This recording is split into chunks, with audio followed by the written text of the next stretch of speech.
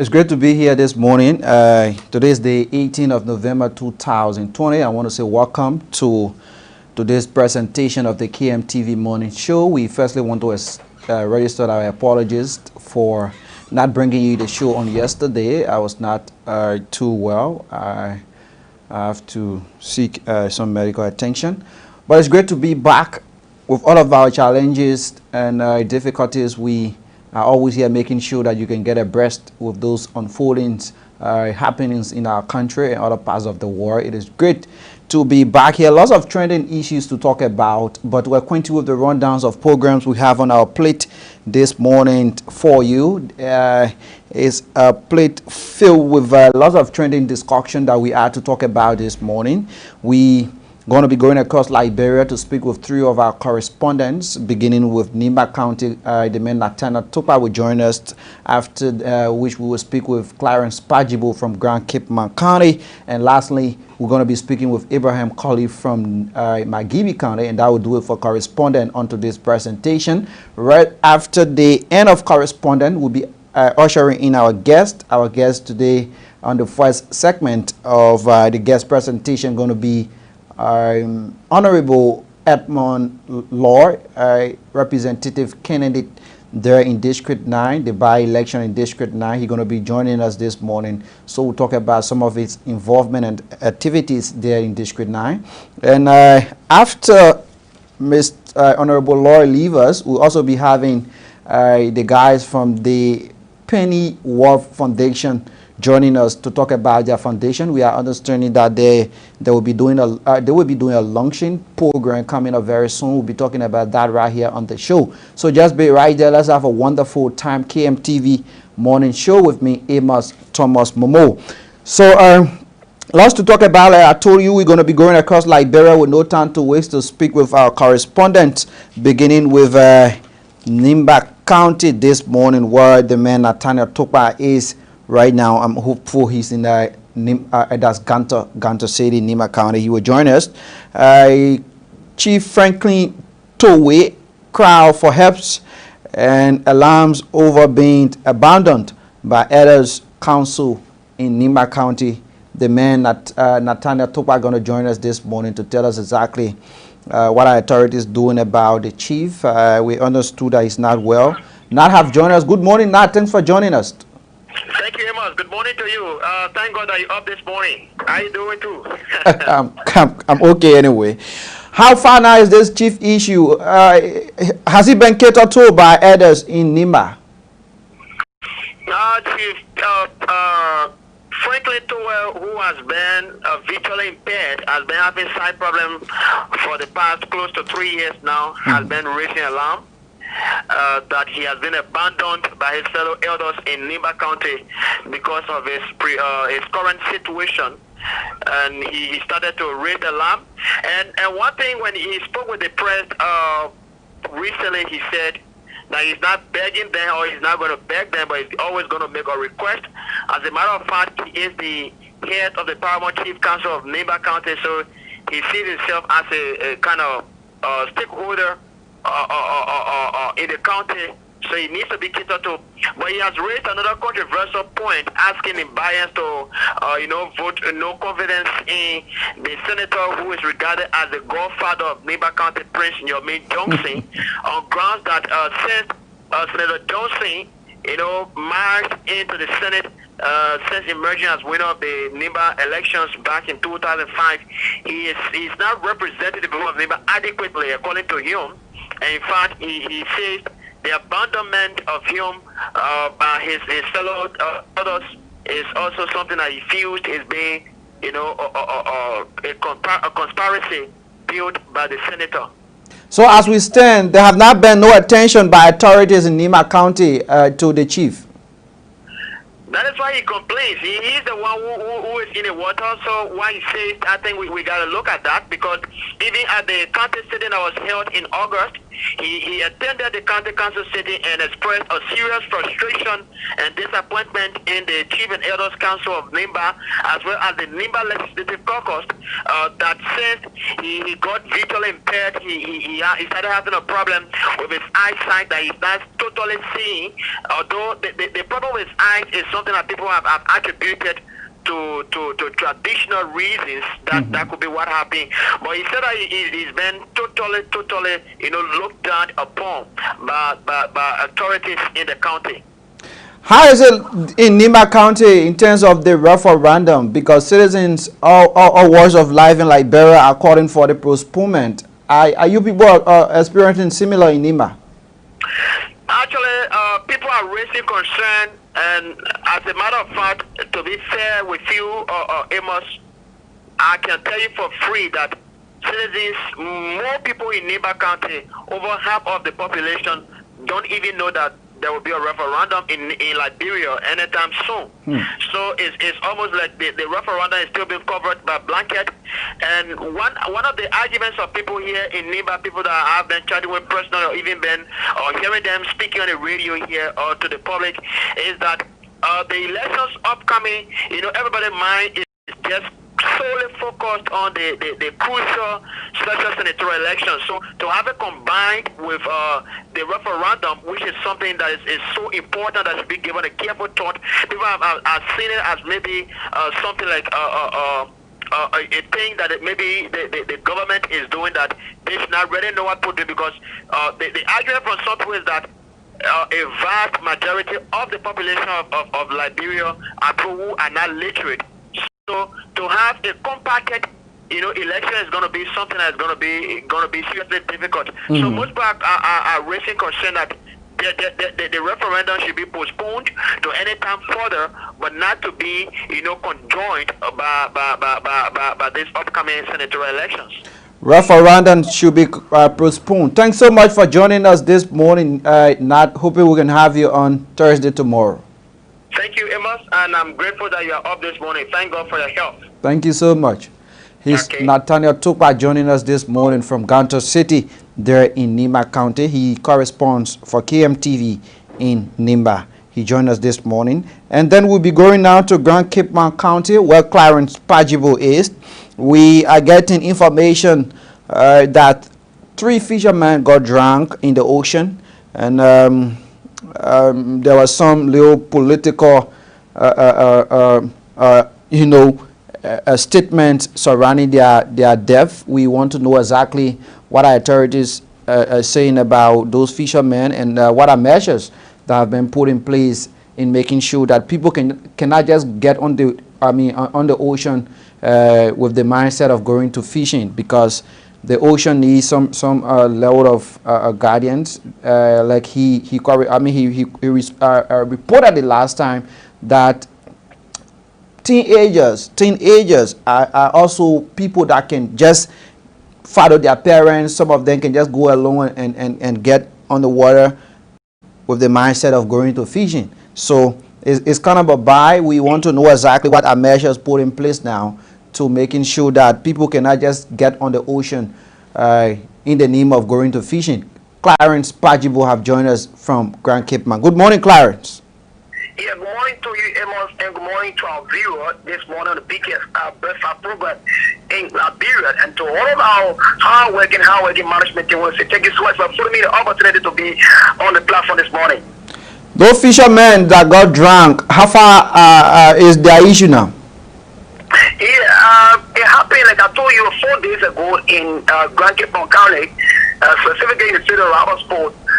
It was only 11 days about November when those 3 fishermen get on the ocean in search of meat for their family.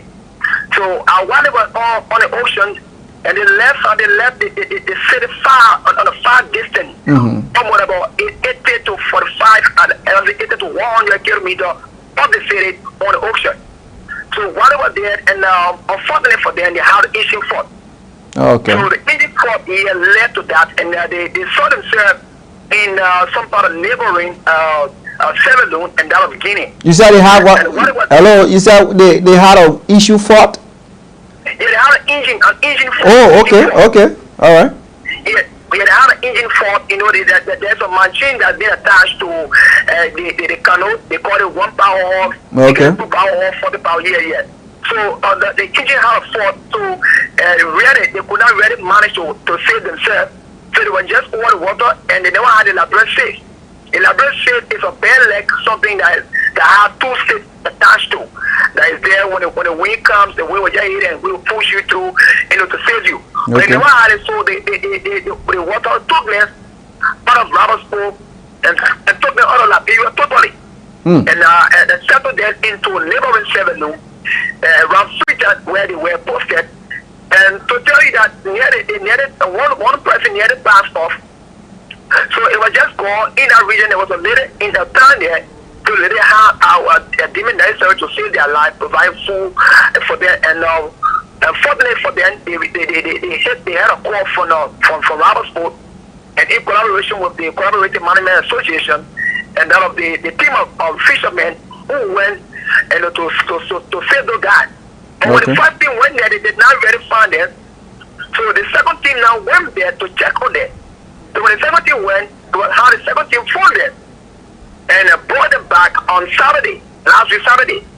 So we were privileged to talk with the Robertson Federal Folks Association Chairman, that's Sam Brown. And Sam Brown said that it was based on the engine fault that caused the guy to lose.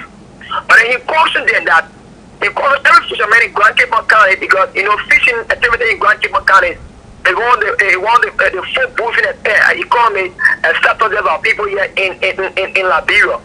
So basically with that, he cautioned us then, telling them that, no, gentlemen, when you're about to go out on the ocean, the best thing you do for yourself, try the engine before going on the ocean.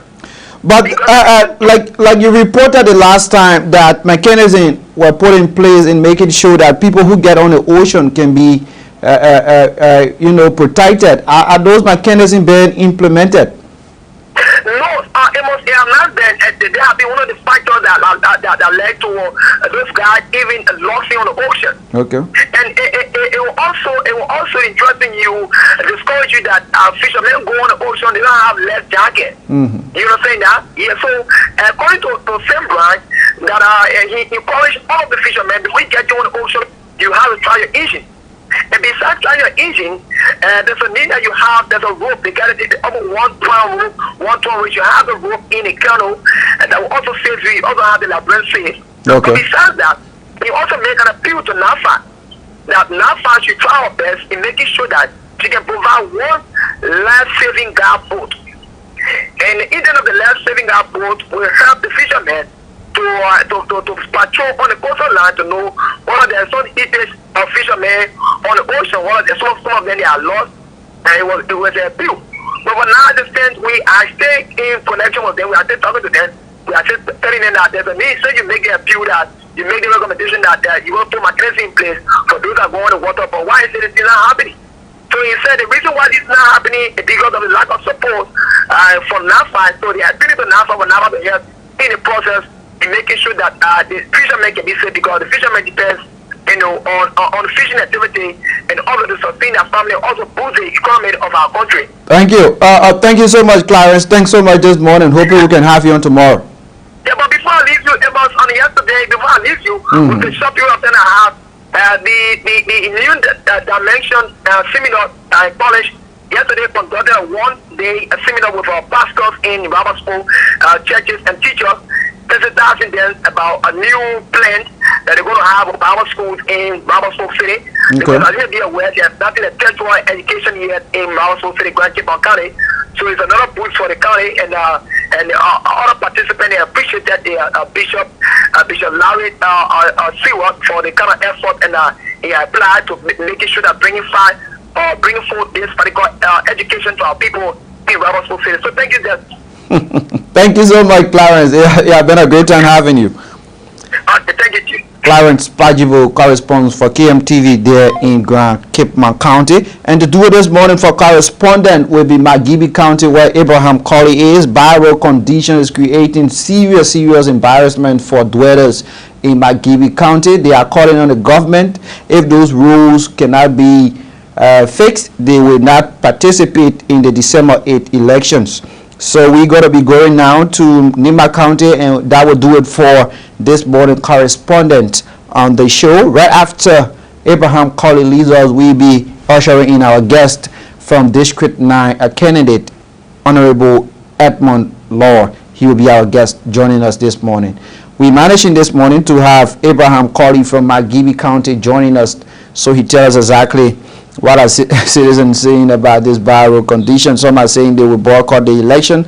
Some are saying they will barricade authorities. They are talking about lawmakers. They are talking about superintendent and other authorities in McGibby County. We managing to have Abraham. If we cannot have him, and then that will do it this morning for correspondent to usher in our guest this morning on the show. So just be right there. This is the KMTV Morning Show. We are bringing you live happenings from all parts of Liberia here. So be there. We managing this is going to be our last time trying. If we cannot have Abraham joining us, then it will do a day on the issue of correspondent. We will take a short break to usher in our guest right here. We cannot get Abraham this morning, so we're going to take a short break to bring in our guest on the show.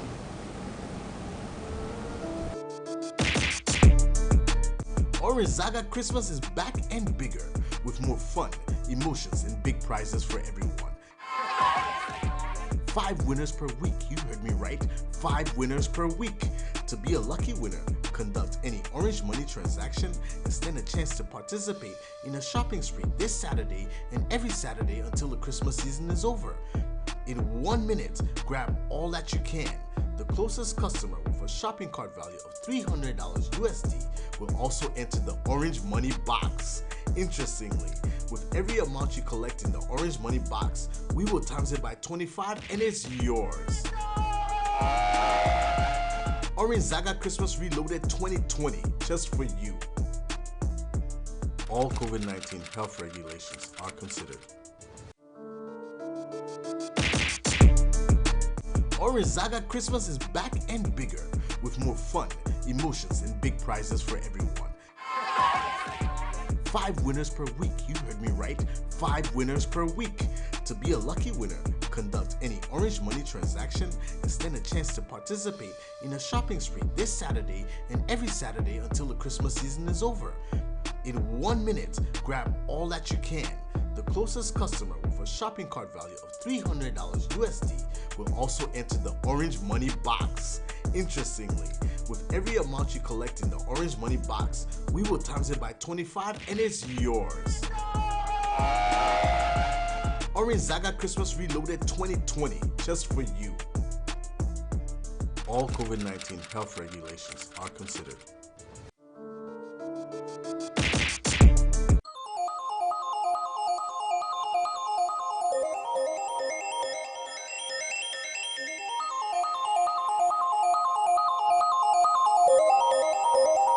Hi, I'm Shalom Jawari. For the best in entertainment, I want you to lock down to KMTV.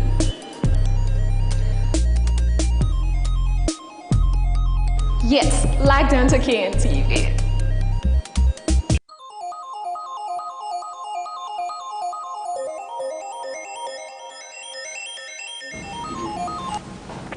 Welcome back to the show, and thanks for rejoining us on the presentation here this morning. We have with us Honorable Edmund Law, a representative candidate in District 9 by-election. As you are aware, District 9 was the district that lost her representative, Honorable Muna Peno Youngblood. And so comes December 8th, the National Elections Commission have thought it wise to have a by-election that will have an individual representing the people of District 9 at the House of Representatives. So we have, like you have been following the show, we brought Madam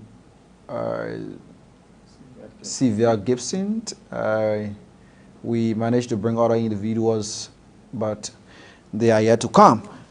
So we have Mr. Honorable Locke joining us this morning, and we're going to be talking cross issues of his district, his involvement, those activities he has been involved with, those issues he had to get involved into, and then we'll talk about some trending national issues on the show here this morning. We want to say a pleasant welcome to KMTV. Thank you, sir. Tell us a little bit about yourself so we get the ball rolling.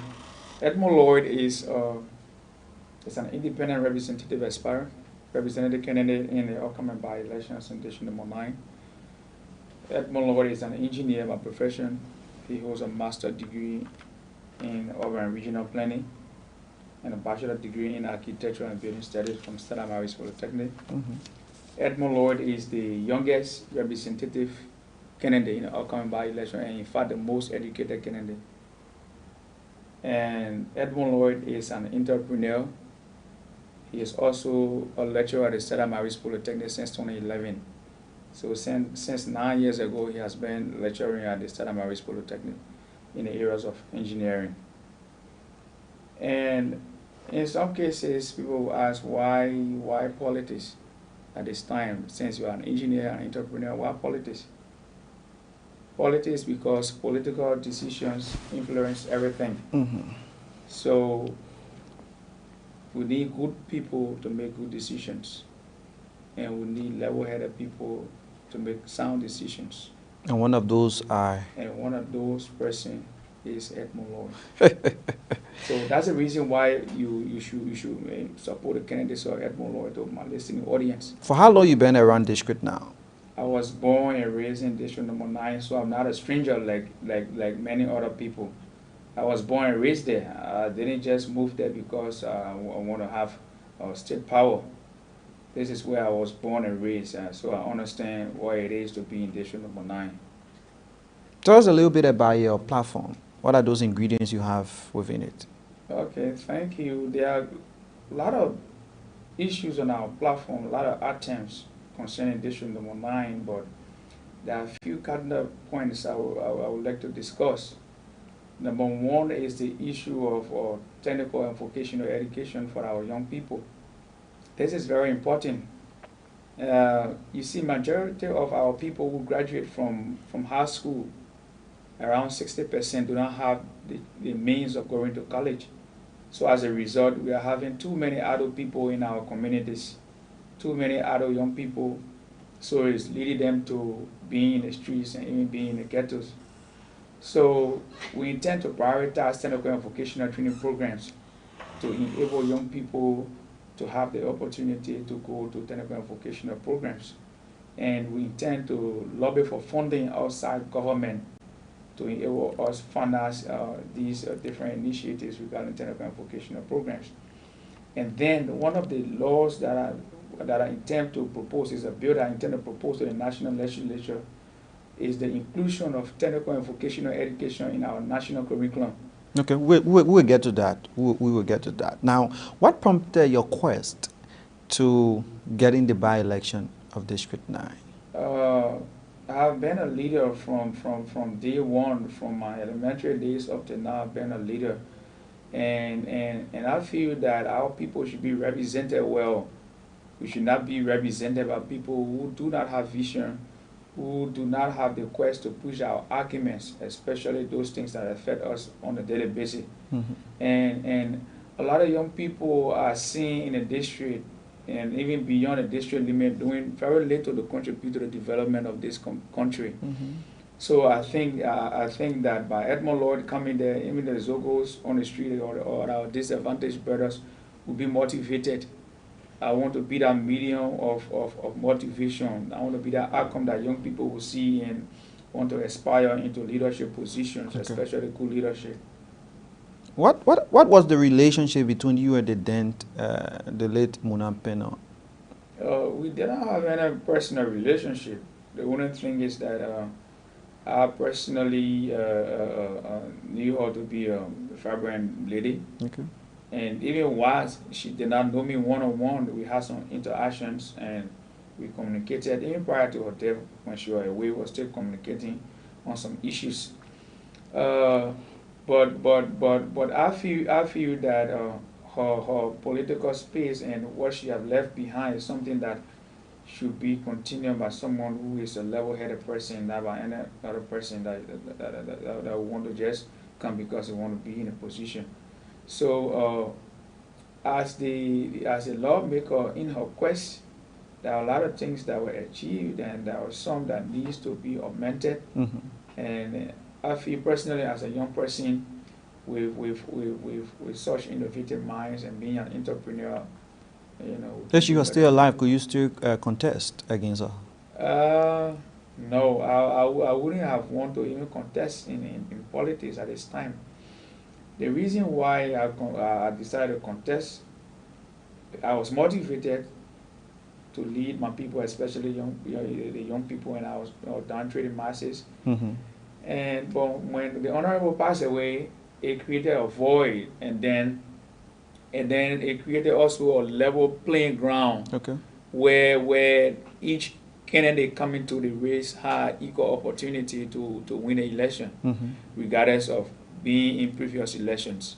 So I feel that it was an opportunity that should be, you know, well taken into consideration, so that everyone will have equal opportunity, because we don't have an equal band, and we don't have someone who is already defending their own seat.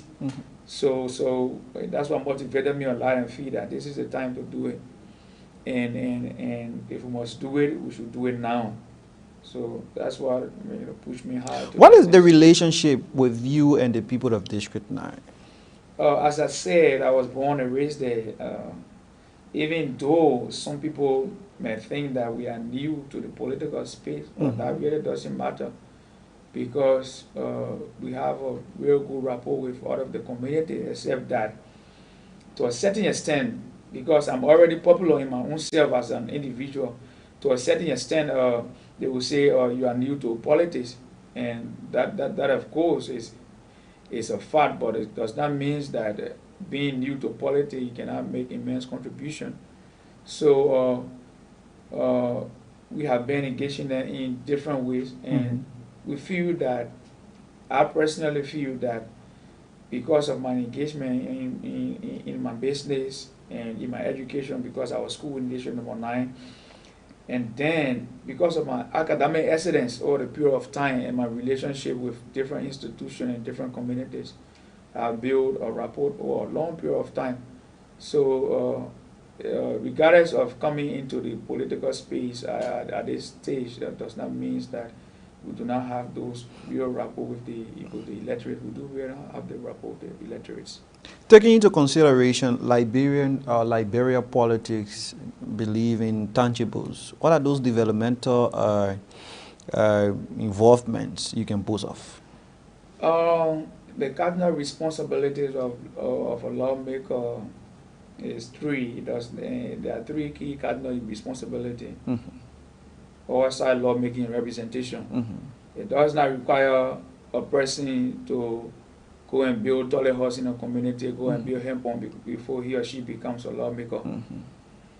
And our lawmaking has been... But now politicians have turning that to another phase, that have getting adjusted to the people of Liberia in terms of infrastructure developments, you know, and other involvements, financial involvement. Now they are not looking at the three cardinal responsibilities of a lawmaker, but rather they have turning the three cardinal responsibilities to another thing that have getting adjusted to the people. Yeah, that is where we let the wrong people to represent us.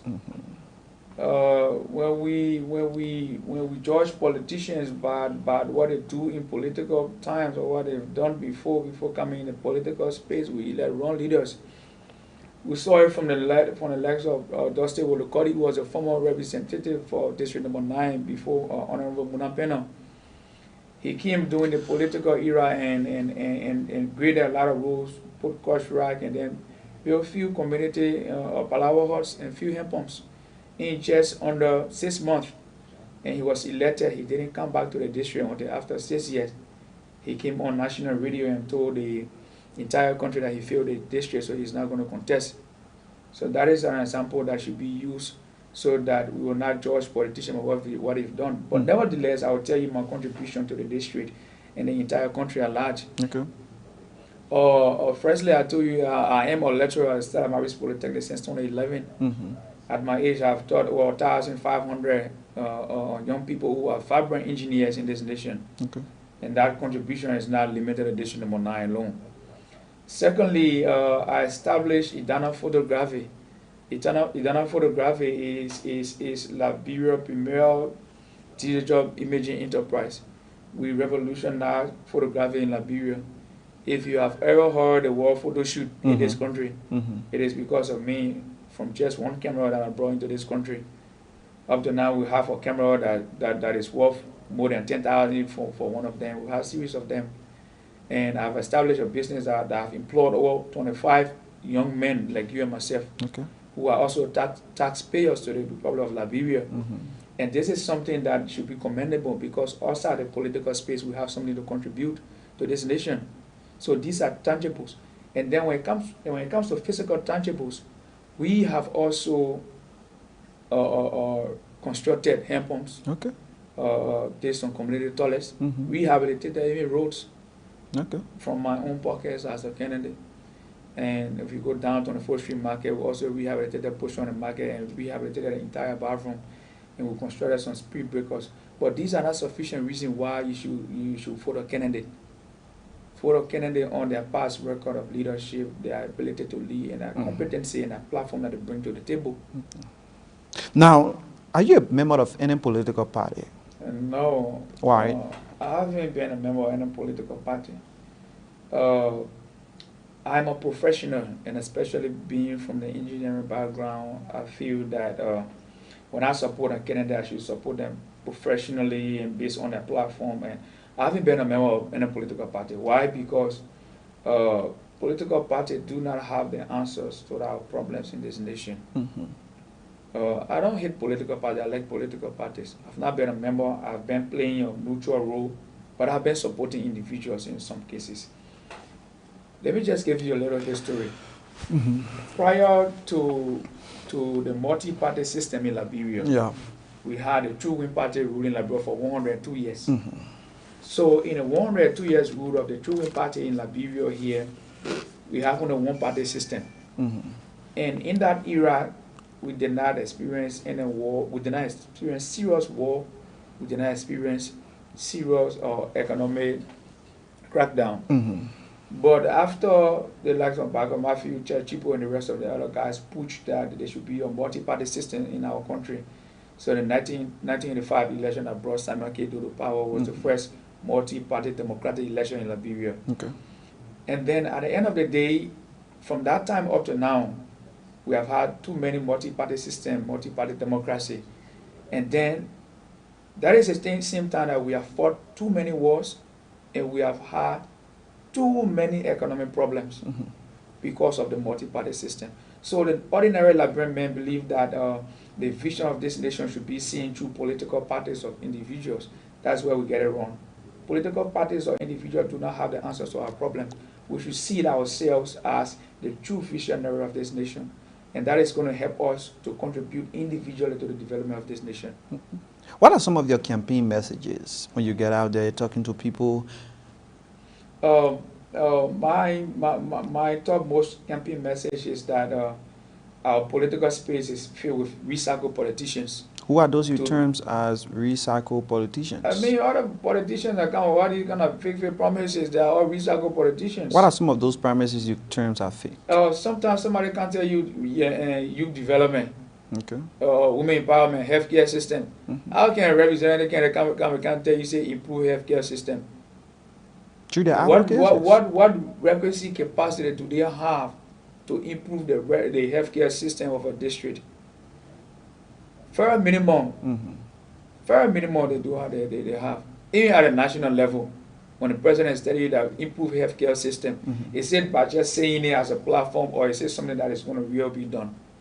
So that's why in our platform, the things that we say we intend to do are things that are achievable, and not things that I personally, as an aspirant or as a candidate or as a representative of the district, have to take money from my pocket to start doing it. There are innovative ways that even if I'm gone today, another person takes over, they will continue that innovative measure. So we are telling our people that do not vote these recycled politicians because they have very little to offer in the political space, and then they come up with these same messages, and that me, Edmund Lloyd, come not as the regular politician. I come as a technician. I come as a representative material. representative material will tell you what exactly you need to hear, Okay. and a politician or this recycle politician will tell you when you want to hear. Sometimes they kind of fake promises, fake scholarships, and these are not helping our people. They are taking advantage of the abject poverty that our people are living in. So at the end at the end result, during political times, they come with all of these things to be able to get the votes. But I want to tell all of our listening audience that they should be very smart. This country needs honest leader. This country needs people with integrity. And if we cannot recognize these people at the beginning of our political campaign, or before the campaign is over, and we get on our way to the polls, we end up electing the wrong leaders or the representatives. If you are successful, what will be your first bill placed on the table for the passage into law? I want to give two, but I'll prioritize one. The first one is to have technical and vocational education enshrined into our national curriculum for high school. This is because many a times when our kids are leaving high school, 60%, to my knowledge, because I had a class of 200 and some more students. Not even 100 of them went to college. So since about 60% of the people who graduated in our environment do not enter college, we should enshrine technical and vocational training programs in our high school curriculum, so that when our kids are leaving high school, they leave with skills. Even if they do not have the means of entering college, they can start using our skills to employ themselves, or they can use those skills to go and gain employment. So the first bill is to propose to the National Legislature to include technical and vocational training program in our high school curriculum. And that should be mandatory all over the entire nation. It will help to empower young people and give them skills. Number two is a bill prioritizing the distribution of electricity. Electricity is a key issue in our country, and 21 communities we have in district number 9, we have 10 to 11 of them do not have access to electricity for almost 7-8 months. My community have not had current the whole of last year. It came for just 4 months in this year, and haven't come back. So LEC needs to be prioritized. The government cannot regulate the current and at the same time distribute. The government is even poor to the extent that it cannot pay civil servant to a certain extent. Then it will not be able to buy a transformer, connect all of the communities. But today, if a businessman is giving the distribution of the current in all of the communities, that businessman will make sure that all of the communities are connected, and transformers are working in all the communities, and that more transformers are purchased and installed so that community will not overdo the transformers. And that businessman will make sure that even the last horse in the swamp will be connected, because at the end result, he's going to generate more money, and government will generate more revenues, and that business person or that business entity will generate profit as well. And then we, the ordinary citizen, will benefit in the local services. And then those benefits will also help us to improve our trust in the governance system in this country. So the reason why most of the time people lose their trust in the governance system is because of the provision of basic services. So today, LEC is very important to our community, and the people cannot have access. The 88 megawatts alone is sufficient to supply most of the country, even some part of Buchanan and Marquis County. But the government inability to distribute the current is a problem. So in order to make it more vibrant, the electricity, the distribution of electricity needs to be prioritized. Private entity needs to take over to distribute through a public-private partnership, where private entity will sign memorandum or sign contract agreement with government to enable them to adequately distribute the current to the least citizens that will be in the country. District 9 have gotten adjusted to female representation. With the level of work you are doing, do you feel relaxed and optimistic that the people of District 9 will abandon the female representation and take in Mr. Lord at the House of Representatives? Okay, I want to first rebut or debunk that statement that District number 9 has getting adjusted to female representation.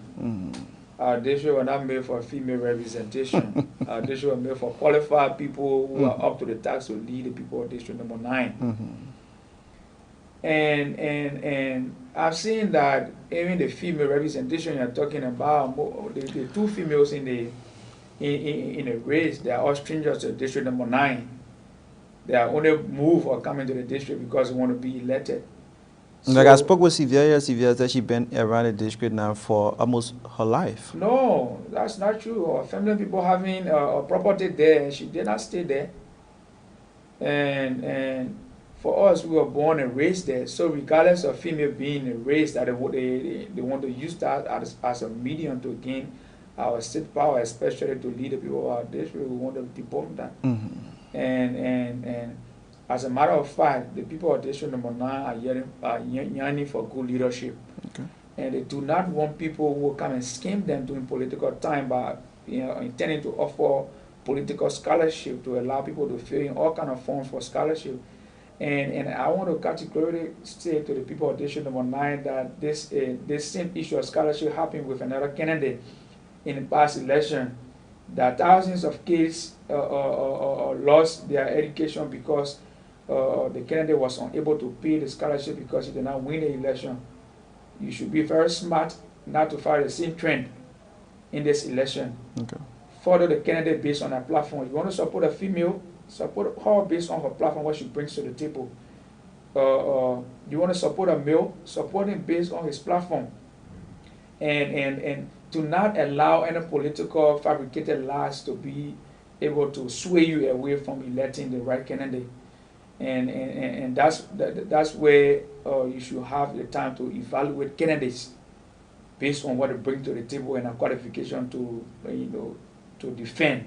What makes you more competent and ready than other candidates? I'm competent and ready because I'm not just coming from the blue sky to want to become a leader. Okay. I've become a leader in my entire life. In my high school days, in my college days, and even at the level of the community, I played a leadership role in driving my community for local development projects. And then, being an entrepreneur for over 5 years now has built, in fact, my confidence to public service more. Because to establish something from nothing and being able to lead it, direct it, move men in directions to have certain tasks done, multitasking at a particular time, it gives you more leverage of making sound decisions in terms of how you handle your day-to-day activity. So what makes me the most preferred and most qualified candidate is, number one, I'm educated. I said that to somebody, I said, no, education is not it. I said, no. We always say that that's why we let the wrong leaders. Education is important in making national. But there decisions. are other representatives who have transformed the lives of their district, and they were not educated. They use wisdom. The likes of Tanapoli. Yes, for the fact that they did it out of education, does not mean that education is not a priority. Education is key, and that is our problem as a nation. We need education in this country. When you're educated, when you know what is wrong, you are not going to make laws that is going to support what is wrong. So we need to elect people who come to the table prepared. Edmund Lloyd has a master's degree in engineering. Okay. Edmund Lloyd is a lecturer, in fact, for 9 years at the Stella Maris Polytechnic. And Edmund Lloyd do not come to the table very empty-handed. He comes with experience. Okay. He has worked over the years as a professional engineer for over 10 years as a professional engineer in the areas of architectural engineering, in the areas of road designs and everything. So he comes with the experience and with the right leadership ability that is honest leadership ability. It's not the regular political noise makers. And Edmund Lloyd is intellectually capacitated to push the argument, to push the bills, to push those arguments that are in the interest of the people of District Number 9 and the people of Liberia as well.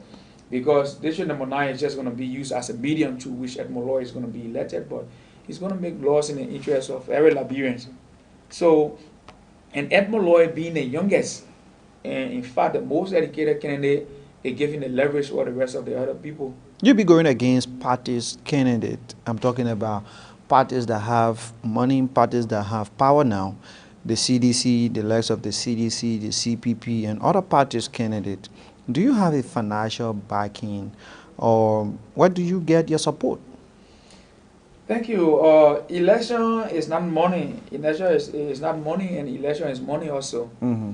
To a certain extent, you can use $1,000 to make more impact, and another person can use 20,000 and will make very less impact. The Honorable Vanis Chairman came to 2005 election. He spent millions of dollars and he did not win the election. Our former president, Ellie Johnson Sirleaf, won the election, and she did not even spend up to half of what Vanis Chairman spent. So that can tell you that election is not money. So, but regardless of that, our engagements or our focus has been the real electorates who are the real voters making the decisions. So regardless of political parties or rich individuals spending their money in the elections, our emphasis is on the real voters who are the real decision makers at the ballot box. So we are using our tangible resources, every means possible, to reach out to them, to let them hear these messages that if we want to make this change, it does not require me spending a lot of money. If the politicians bring their money to you, I know it's political season and we are hungry, let's eat it. But in our mind, if we want to transform our district, because we don't just want change. Change is relative. You can change from good to bad, from bad to good. We don't just want that, but we want to transform district. And if we must do that, we must elect leaders who are up to the task to represent us in our interests. And that's why we've come. We have come with our hands empty. We want to owe you. We don't want to come and spend the money on you to impress you, do all of the projects, and when we are elected, we start chasing the brown envelopes and we not make good laws in your interest. So we want to owe you. So, but the needful things that are needed for the campaigns, we are spending money on them, and we are doing that alone. So we don't want to leverage a campaign. We want to be able to reach to our people as much as possible as we can, to let them know that our country is yearning for good leadership, and this district number 9 is no exception.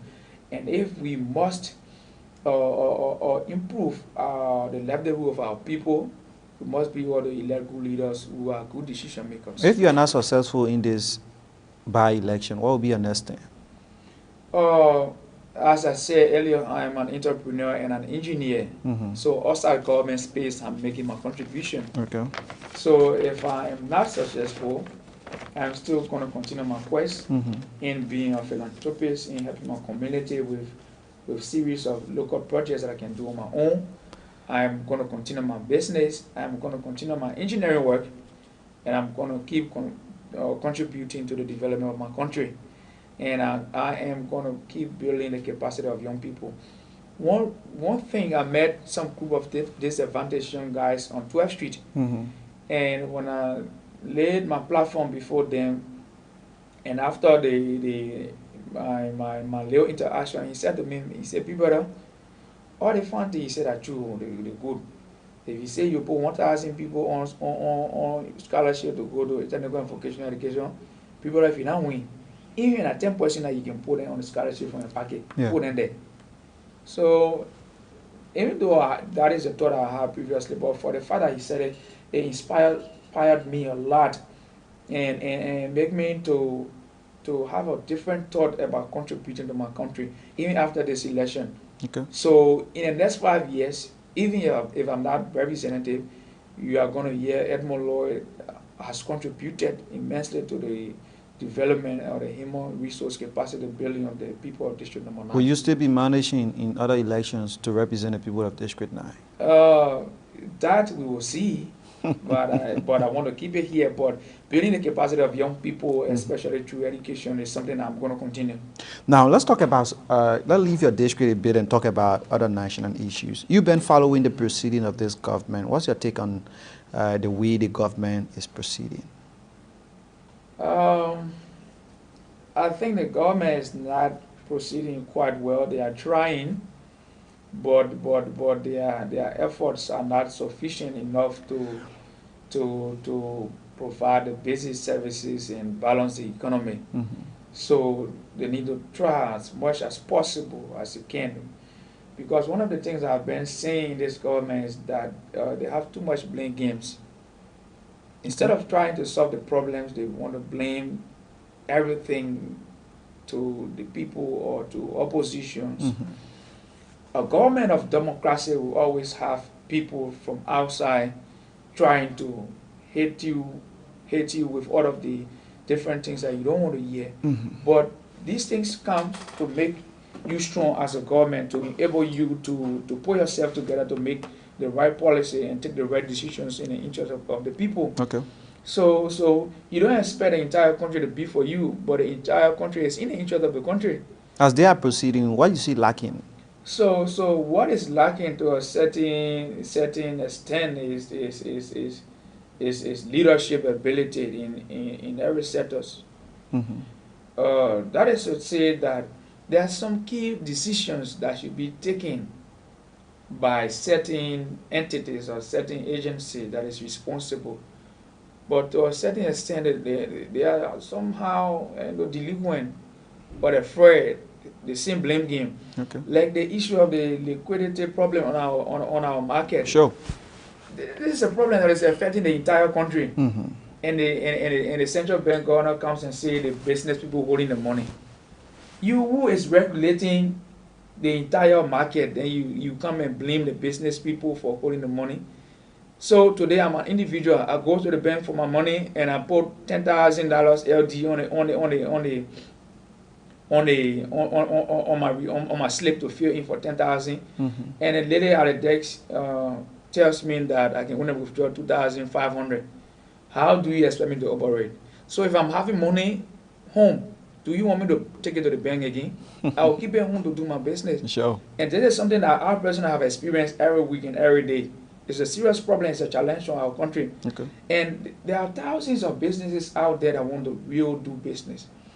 But if the government through the central bank cannot adequately regulate or handle the issue of the liquidity problem on the market, it means there is a certain level of incompetency that needs to be addressed. And this country cannot improve when we have people who are not working in the areas that they have given responsibilities to work. So I see that many designated responsibilities given to individuals in different agencies are not being well managed because they sit back and they are waiting for the decision to come from above. And I think if all of them in their different positions, in their respective positions, can act well as meaningful Liberians, they themselves will help this country to grow. It is not something that we take pride in, that majority of our people keep living in poverty. Then where are we going in the 21st century as a nation? Okay. Citizens have started calling for the postponement of the referendum on grounds that there are not adequate education and awareness given them. What's your take on it? In as much as I support some of the propositions in the referendum, And what are those? those are the reduction of the terms of the presidency, the Okay. Senate, the senators, and the representatives. In as much as I support those, I would also want for this entire referendum to be postponed because it lacks inadequate awareness, especially to the common people. Not up to 20% of my knowledge of the people in the entire country have knowledge about the referendum. Even in Morovia that have many radio stations every day that people listen to. Many people do not know the propositions, do not know the importance and why they should be voted for. So talk less of people living way down in the interiors, in other counties. So if the government really mean business for these propositions to be accepted, there should be adequate awareness. There should be a whole year awareness. Okay. And a lot of money have to be put into the awareness so that it will reach every citizen. And then when every citizen understand why we should vote for these different propositions, it will make them believe that these decisions they are going to make in a referendum, they are important to improving their livelihoods. But if they do not understand, why should they vote if they do not understand the proposition? With the constant electoral violence all over the place and going towards the December 8th election, if this continues, what you see happening or coming? It is going to cause chaos in our country. Our nation has been through too many periods of chaos, too many era of diseases, bad governance, corruption. So we cannot continue to be used as medium for causing violence and chaos in our nation. Where do you think the cause of electoral violence is coming from? It's from every party. Every party means an individual contesting in the election, the people supporting those individuals, and different political parties. The issue is that when I support a particular candidate or I have my own supporters, and my supporters have some disagreement with some decisions by NEC or some decisions by some of my opponents. And as a result, if it do not go well with me or with my team, they will oppose to it. And because of the inadequate awareness of my team to not to involve themselves in any form of violence, they will try to go against those people. We are currently seeing it even in our district between candidates, and they are threatening tearing all of their banners in the districts. But what I would like to say is that the same people that we go on the street for to cause violence when they are elected, we are the same ones complaining at our levels that they are turning their back on us. Yeah. There is nothing sufficient in our country for us to cause electoral violence, and this violence will lead to war and will lead to instability. So in any ways, we as the ordinary citizen must not involve ourselves into any form of electoral violence. We have only one seat, especially in district number 9. One person is going to win the election. So why should we kill ourselves fighting for something that will have a very minimal impact on our lives? Now, So, you've been following this issue with Kabina Janet and the governor of Liberia. On the overall, what's your own take on it? Why you so mad? I've been following it, but not closely as you, the journalist. But one thing I would like to say is that our country has a constitution, Okay. and that in order for us to have a vibrant democracy, we must uphold the rule of law, meaning that everything we do, we should do it as per our constitution. So anything outside the constitution will be degrading the integrity of our democracy. So in the case of Cabinet Janet, the ruling by our legislature and the ruling by the ECOWAS code, they are two different things. And at this stage, I think the government of Liberia should go back to the drawing board so that they themselves can try to handle the issues. Okay. And I previously said that upholding the rule of law to make our democracy vibrant is very, very important. So each and every citizen under the law should be treated equally, regardless of their political differences. You as a young man, I want you to give your sincere take on the dismissal of Mbwema J.V. Mbwema with all of those reasons surrounding his dismissal. The that his dismissal, I don't know whether it was politically driven or it was as a result of what is circulating in the media. But I would like to say that if his dismissal was as a result of what happened in terms of his marriage life, I would say that this is totally unacceptable and should not happen to any young person. It should not happen to any family. And if for any reason he went against the code of conduct of his office, and that is something that could have been handled in the background.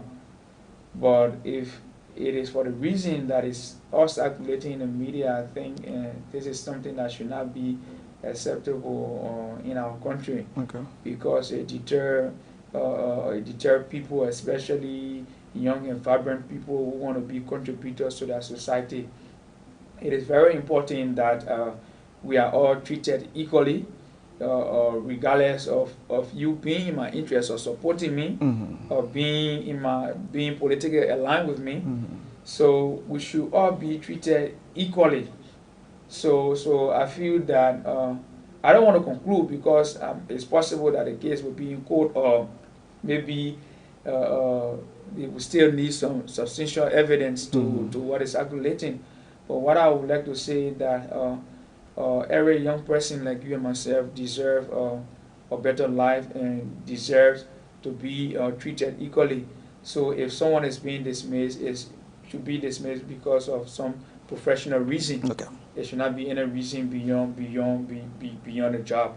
What was or is your fear after those 4 auditors died under a mysterious circumstances?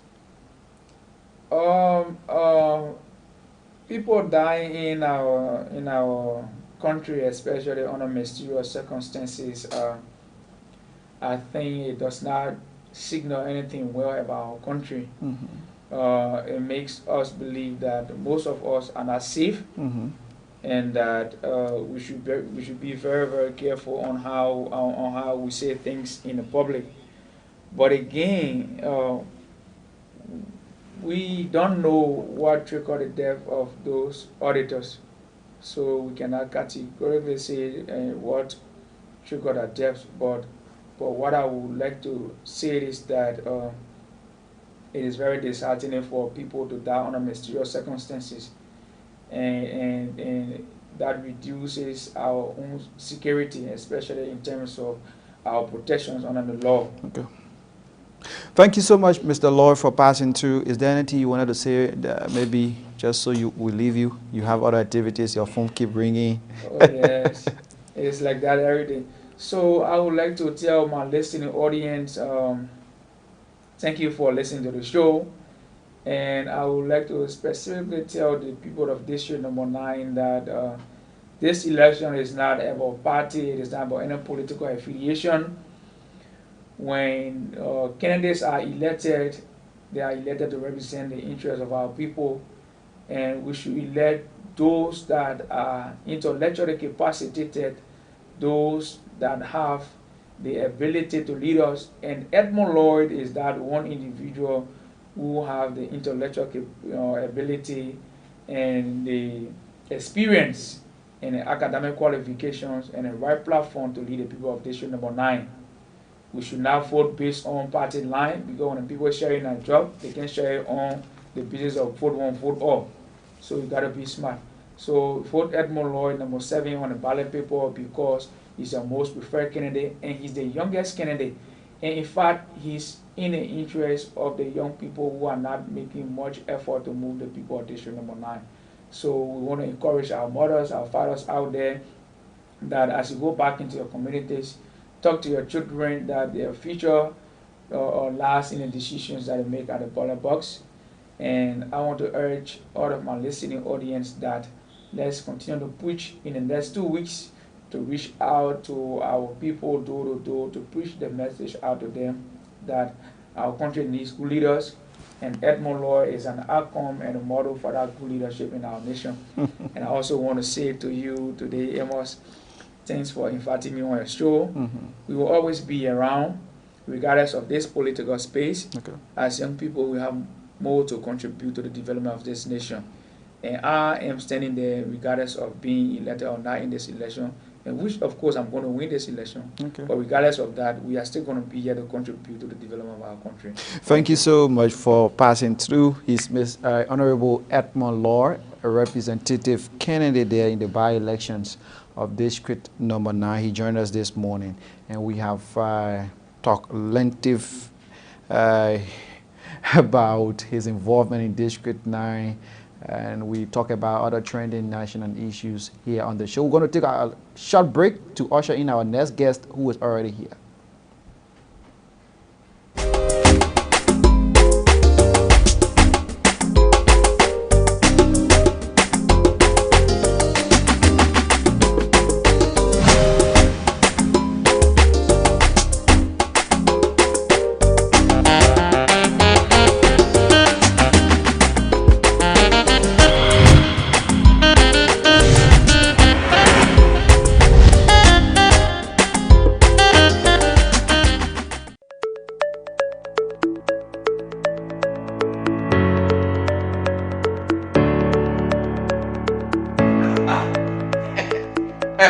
Apostle. Never.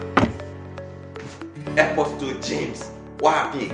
Mommy, I'm too impatient, man. Every morning, customer care people now won't pick up my call. What exactly you want? I just want to know how to unblock my Orange Money account. Oh, my piggy, you know how many thousands of subscribers that Orange customer care can attend to every day? That you hear you suffering yourself? Well, that's you talking about. My piggy, that all that problem Orange Money local and created or hardline or special hardline for you and myself. Tell me more. Thank you. Now, to reset your PIN and to unblock your Orange Money account, all you need to do that 555. Bam, that won't buy your solution in your own hand. Now, for the agent, all they need to do, they will just that 333. What? As soon as they call my people within no time, hello, all of your problems will be solved. So you say 555 only for customer, Instant connection. then 333 only for the agent. Instant connection, my biggie. I'm calling it Nana, calling it.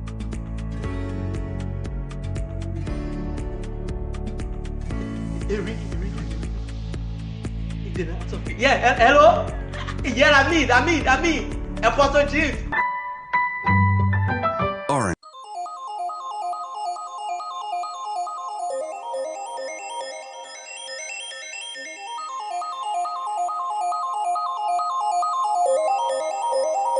Hi, I'm Shalom Jawari. For the best in entertainment, I want you to lock down to KMTV.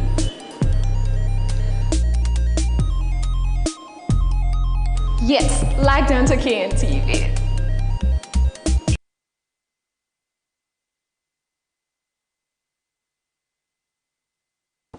Thanks for rejoining us and welcome back to the show this morning. You listen to Honorable Edmond Law, a representative candidate, District 9 by-election. He was our first guest. We have another vibrant and, can I use the word immaculate? Whatever you can. Very much grown young man joining us from the Pennyworth Foundation. We're going to be talking about some of his, the foundation activities and those pending events coming up. We want to say welcome to KMTV this morning. Thank you very much. Tell us a little bit about yourself, so we'll get there quickly. Well, I'm Rachel Blair. I'm a grow boy. Mm-hmm. I live in Peaceville. I'm the executive director for Pennyworth Foundation in Liberia. What is this organization all about? Pennyworth Foundation is all about charity. Okay. We are directly into humanitarian work, giving back to people or giving back to students who are worried, Mm-hmm. and most especially less fortunate. Okay. Yeah. What is the mission?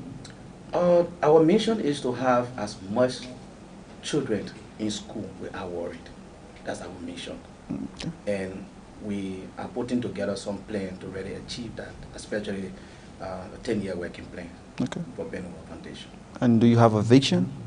Yeah, our vision is to see that many children who are even in school meet up with their academic,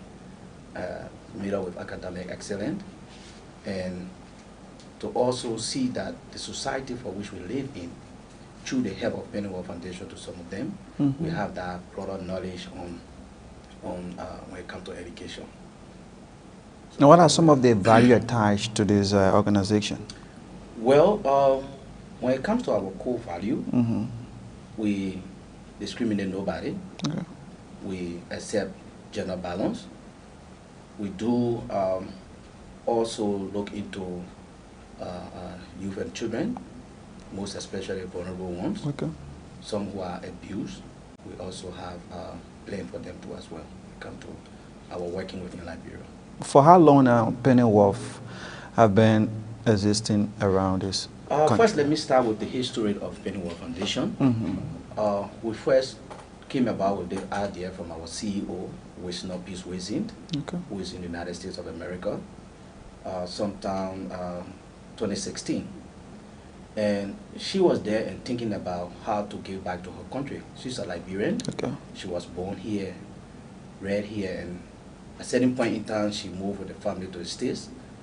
And then she started, some of her quiet time, she would always want to watch some YouTube videos and what have you. Okay. So this day, she saw a video wherein a child was placed out of school just for $5. And then she's such a person that where she worked, she was like always saving some pennies. Okay. And you know, in America, when it comes to the need penny, are those smaller money that people don't already have use for, the leftover. And so she always used to save them, keep them in a little piggy bank, as we call it. They would call it in America. We call it cash box here. Okay. And so she was saving a little piggy bank until she saw this video that this child was placed out of school just for $5 equivalent. And so she said, wow.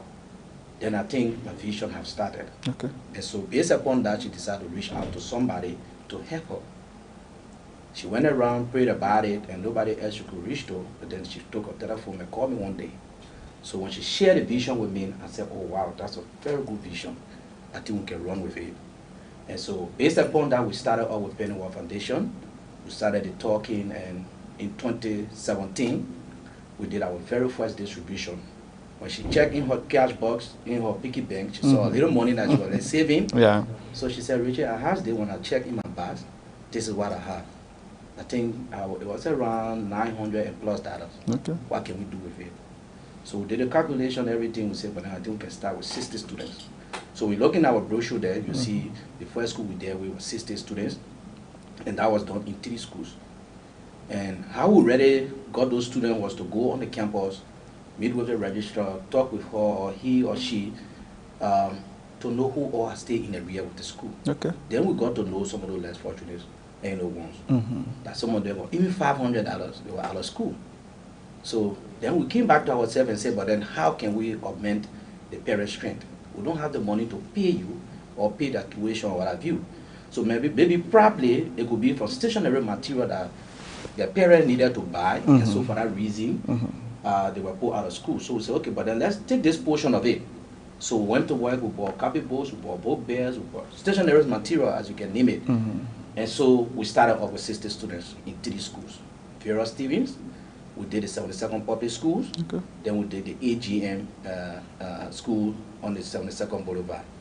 So that's how we started. So then 2018, I did encourage her, I said, look, come down, let's see what we can do. So she came down in 2018. Then we started with 150 students. All right. So the dream started to go up. She was impressed and thinking about those ideas with people saying, oh, when you send your money down to Liberia, you have people eating it. But I got that dream and I said to myself, why would I want to venture into eating somebody's money and having thousands of students not benefiting? So then I said, but then the thing is almost looking like for me. So how Pennyworth started off this year, we will be dealing with 500 students. Okay. And we have our local office.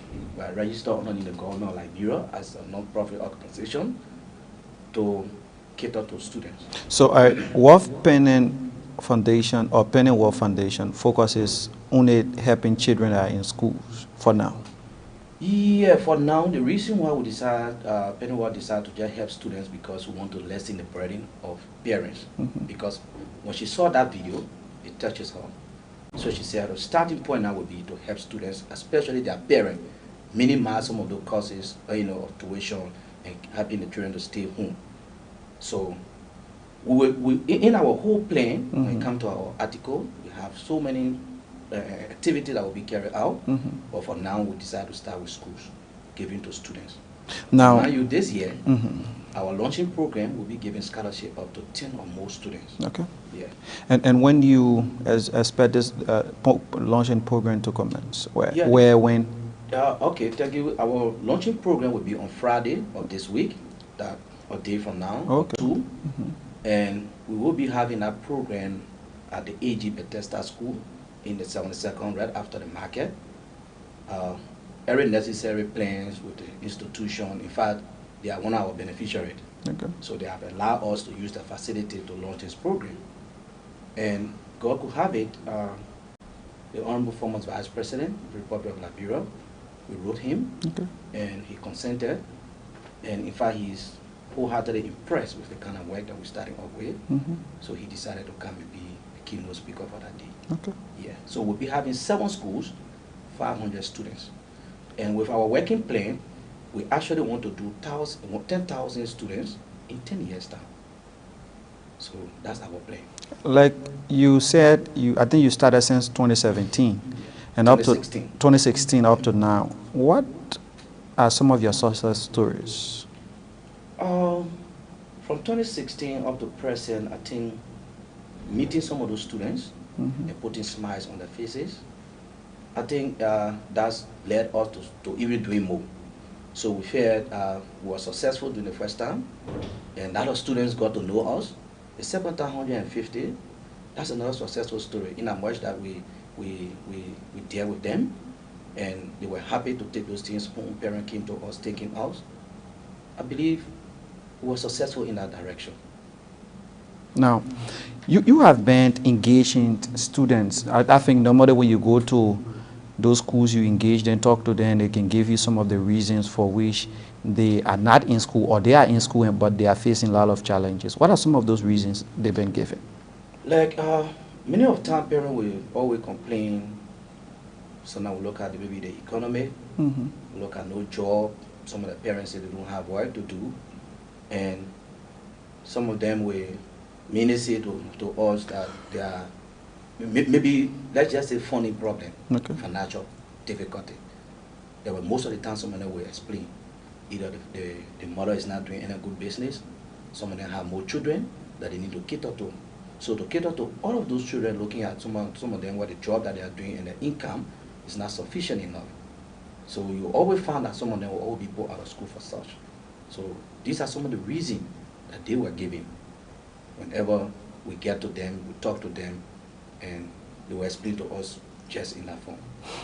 Like your pending events, do you expect, like you are now on the television, lots of other children are listening to you, less fortunate children, as we may put it. Do you expect some of them to participate when they really want to participate, or you have a number set that you want to engage? Yeah, all the time we actually been dealing with selected schools. Okay. As I said previously, that some of those schools, we went there and we were able to talk with some of the relevant authority, Okay. looking at some of those students who were put out of school. So we already have set schools already. And going forward, next year, probably we'll have people to apply, and then we'll have to go after them to check here whether you are really in need when it comes to what we'll be donating to students, Okay. whether you are really in need. So this year we have 7 schools. We have the AG Public School that will be the host for the program. We have the Vera Dennis, the Vera Stevenson Memorial that is in the African Mission community. And then we have the public school, which is the 72nd Public School, of course, at the 72nd football field there in the barrack. Then we have the Precious Star. Precious Star is at the Rehab Bell. Then we got the Welle Foundation, it's on the GSA Road. Then we have 2 schools that's in District 1 of Makibi, which is the Zenway Foundation, and we have the Gracious Tabernacle. And so for now you have a fixed Selected school, yes, select. exactly, Okay. Now, exactly. now, do you have other activities pending that this organization will embark on shortly? Yeah, probably for now we are raising funds. Okay. For now, we are raising funds. But we actually want to open up into education. Like we have a roadmap right now, a concept note that we are working on, so that we have some other schools when it comes to early learning, computer technology. We want to have a complete program into that. So we got that on our plan already. So meaning this program is all about raising funds. Okay. And How you want to raise the fund? It's a fundraising program. Anyone So can. anyone can Okay. come and do that. Even on your platform, we'll be calling on people to help us. Okay. Meaning we started the campaign out before we went to the ministerial complex, and it was awesome. We were able to raise $9,300 Liberian dollars from people just coming in and saying to them, look, your payment worth something. Okay. No change that you will get from the driver, you go to the supermarket, don't throw them away. Probably you'll be thinking your $5 in your pocket, and then you like wanting to, probably want to wash your clothes, you see the $5, you don't want to use it. But we are saying to you, our boxes will be around. As time go by, we'll have a bigger plan. We'll have our boxes, we'll go to the churches, we'll go to the ministry, we'll talk to other people, and our boxes will be there. Take that change, even to the supermarket. We'll talk with the authority there, let our boxes be there. Drop your little change inside that we'll give you, and you won't believe that a man can keep thousands of children in school. Yeah. Do you have other plans of engaging like those who refers to as Zogos, those young girls that are teenagers and getting pregnant, and other children who have been left behind? Do you have plan in engaging them in making sure that their lives can get transformed? Yes, of course. As I said, we have this 10-year working plan. Okay. And in that 10-year working plan, it's embedded with HOLA, like you said, it's Zogo. Some of them have children, and those children, they are somehow not well taken care of. One of our plans is to have a center. In the long run, to build a center, where we'll have some of the children, we'll have time to take care of them, we'll have people to teach them, and to rehabilitate them. Because mind you, with those Zogos born in, and those children are just being left alone, they will turn into something different. Because the way how they will grow up with their parents, probably they may start doing the wrongful thing very early.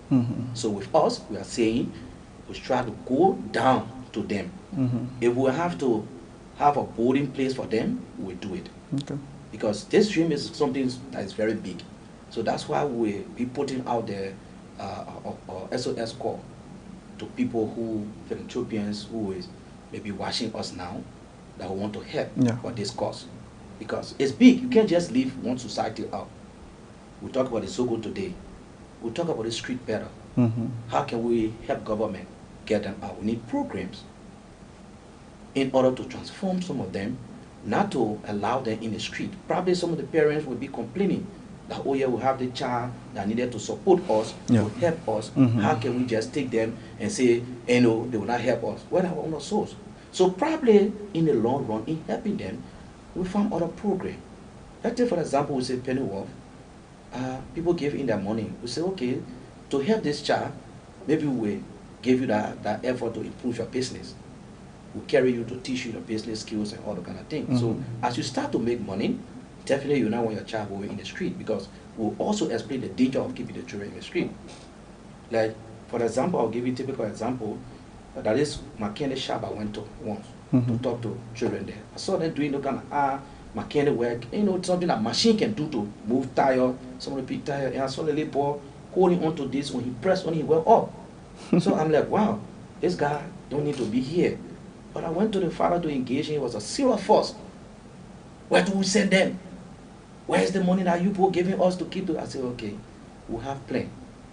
In the distant future, these things will be taken care of. Now, your planning program, just give us a little synopsis of how this program will be like. Okay, first thing, we have a rounds. And what's your aim and what you hope to achieve?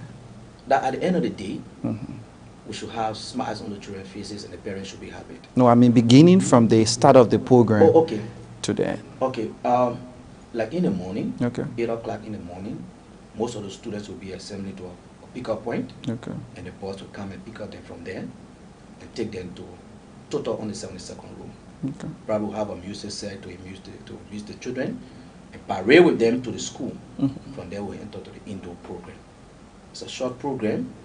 Right after the guest speaker, we do an endorsement photograph with all the students and whatsoever. From there we start our distribution. So that's the whole routine of the entire program there. You start your distribution of... Yeah, on that day, Okay. we'll be distributing items. Okay. We got bag bags, Okay. we got copybooks, bag bags, and it ranged from kindergarten to 12th grade. Okay. To 12th grade. So we had the bag bag, we had the copybooks in it, we had the pencil, some of you got coloring for the little children, some of you got calculator, some of you has in the bag Rudolph. Just name it when it comes to stationary material that students can use in school. And those materials will be given to those students who are Yeah. already set. Yeah, 500 students. Wow. You are talking about you don't have, you asking people, what do you have took the money from to buy those materials? Well, as I said from the beginning, our CEO. So the same little penance you've been keeping, exactly. are the same little penance? Up to now, we have not received a dime from anybody. Okay. And we are not just leaving it, we are still calling on people. So government can help? Yes, of course. Okay. In fact, thanks to His Excellency, but thanks to Honorable Nathaniel Marquet, through the county cashier, heard about Benua Foundation and gave us 15 cartons of copybooks. Okay. That was a great help for us. Mm-hmm. Who knows? Somebody may be listening to us, and right after the show, we got our Facebook page that is up, our number Sure. is there. Sure. And, and somebody may come in with some gesture, and when we really appreciate it, we already have our account open already. What are some of those things you need if someone wants to make some donations? It could be stationary materials, it could be cash, it could be the bag bags, just name them, something that people can really use in school. Even you can say you want to help a child scholarship, right? You want to help maybe through the Benua Foundation to give children scholarship, we would really appreciate it. Or do you have your office? Our office is on the GSA Road. Once you enter in the GSA Road, it's opposite the Winner Chapel Church. They got one Winner Chapel Church on the GSA Road. Directly opposite it, you see that's an upstairs building. And we are in one of the apartment upstairs. If ones don't want to get to your office, how can they get to you? Yeah, if you don't want to reach our office, we have our own personal number. One from Liberia and one is in America through our CEO. Okay. Okay, my number here is 0777 322 37. And my Lone Star number, which mostly, in fact, the two number is on mobile money. Okay. Accept mobile money. In fact, we can even accept through our bank transaction. We got an account with UBA Bank, and we open it too, and your money can also be given through that account. Okay. So you can just call these numbers, the 0777 322 37 and 0886 7281 83 to reach us. So if you are done with the 500 students come Friday, in totality will be how many students so far as your success students? 500, 150 plus 60. So we're talking about 750 students. Okay. Yeah, that we have there with since we started 2 years ago. Now, before we leave you, what are your core to those people who are listening to you? It may be philanthropics, it may be those from government, it may be those from the church, whatever background or religion you're from. I think you can accept from Muslim. Of course. Okay. Of course. In fact, even some of the students we're dealing with, it's not just one denomination. Okay. Right? We don't discriminate. Okay. Be a Muslim, be a Christian, once it comes to helping children, keeping them in school, we're not worried. We accept you. Okay. Yeah. So if I would want to call on, use this platform to call on donors, partners to help us, we want your cash, we want your help. Every other means that you can use to help us, we need it. It could be through your donation. You could even take a student to put them on scholarship, and you can come to sponsor any other program that we come with in the future. Just call upon us, and we'll give you our entire program. And where you feel yourself, you can come to help us. We just started. We have not received any funding from anybody. But our CEO, thank you to her, Wisdom Peace Wizin, who is in the United States of America. she's doing extremely well. Okay. So every funding that we started with from the beginning up to the 500, she's been providing it. But we're still calling on people to augment her effort, at least to make her strong more. So this dream will be a reality. So that 10 years from now, we may have 10,000 or even more students, because we want to cover the entire country. Okay. If possible, even if we can touch the life of 10 of the, we can go like 10 counties within Liberia before that time. Fine for us. But for now, only Maserati. No, Maserati and Mangibi. Okay. For now. Okay. This first start last year distribution was for Maserati, and the first distribution that we started was Maserati. So then we look beyond ourselves and say, let's go beyond our boundary, and went into Mangibi. How far in Mangibi? Kakata? Yeah, no, District 1 in Mangibi, around the Dwazon Bell. Okay. So every year we are one county. If there are 3, 4, 5 schools, because how we do it is to go around and and look for those who are less fortunate. So we'll come to the school, like for some of the schools, you will know very well that the school themselves are in need. Okay. Like even one of the school where the foundation, we decided to do a quick impact project there. Okay.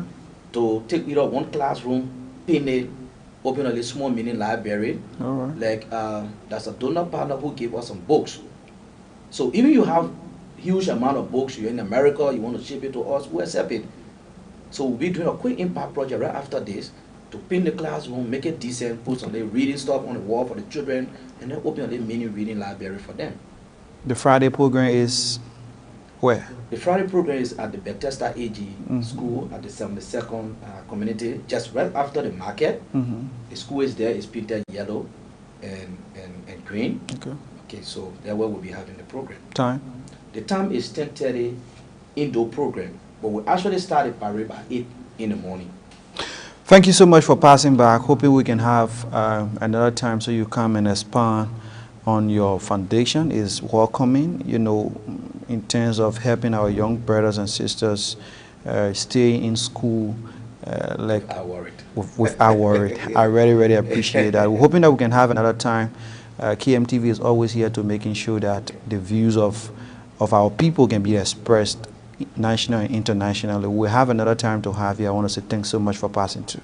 Thank you very much. I want to say thank you to the KMTV family, to the CEO. He been my good friend. And so when I came to him, he decided to help us in that direction. Okay. He too bought the dream, and we work along because we have to continue, telling the people out there how to help us, when to come in to help us. Even they can use the means of KMTV, and it will be directed to us. Okay. Yeah, so we are partner for now. You say your name again? I'm Richie D. Wule. It's Mr. Richie D. Wule, the CEO Liberia base for the Pennyworth Foundation. He joined us this morning on the last segment of the presentation here at the KMTV Morning Show. Until tomorrow, we'll be back here on the Thursday presentation. I want to say thanks so much for viewing us. Thanks to our technical man here, the man web boy. He's making sure that we can be live on your screen. Until tomorrow, we'll be back here. My name is Amos Thomas Momo, bidding you a pleasant rest of the Wednesday from Liberia. Bye-bye.